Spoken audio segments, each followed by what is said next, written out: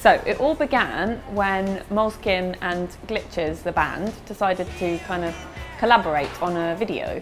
And they thought it'd be nice to feature the new black and white Volant notebooks that are the flying notebooks that we called them.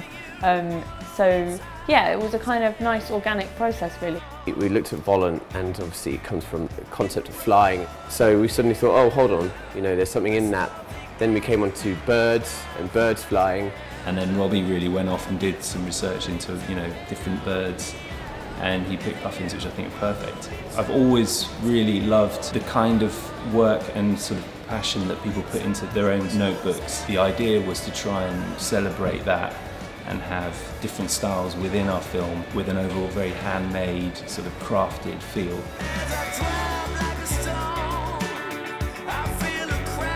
Our initial idea was somewhat, I think, transformed for the better by the fact that more than one artist was necessarily involved. So there was a 3D element, there's a 2D element, and obviously there's a stop motion element. But there's all the kind of like character animation with the puffins moving about, and there's quite a lot of kind of technical stuff with kind of paper folding and all sorts of kind of like lights moving and that kind of thing. There are lots and lots of puffins. The way they were shooting the film meant that they needed different sizes for different perspectives. So say this guy stood at the top of a cliff, so he needed to look a lot smaller than him, who is our hero puffin, who is kind of sees most of the action and has therefore lost a wing in battle. How long did you spend making puffins? 3 weeks.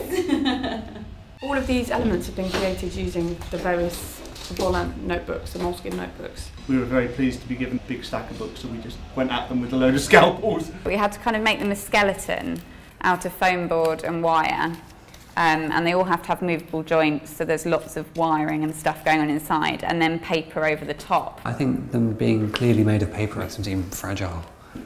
Also the fact that they're quite fragile is quite good at making them seem fragile. Oops. Good job, he's finished. There's quite a lot of flying in the film, so everything has to be rigged up and hanging on wires and moving around, and that slows things down a lot because you've got to think up ways to suspend the birds and ways to kind of hide the rigs as much as possible.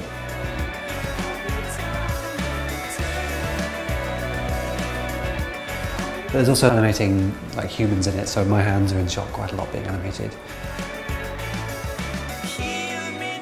So Robbie and Dave's hands have to be very similar, and luckily they are.